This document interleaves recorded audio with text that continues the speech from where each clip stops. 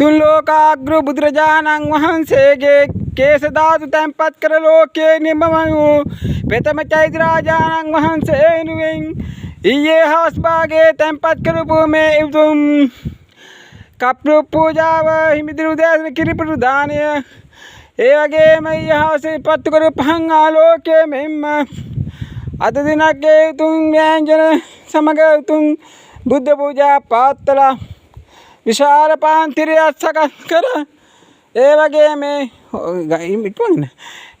මේගේ පහන් පූජාවක් දිවාරාධකේ පත්වෙමින් පවත්වනවා.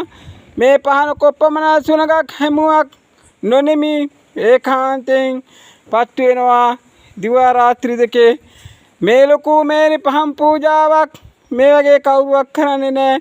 පහන තියෙන්නේ වෙන තැනක චෛත්‍ය ප්‍රතිමා කරන වෙන දැන් නම් මං ඒ අභියසදී ආලෝක සපයා දෙනවා.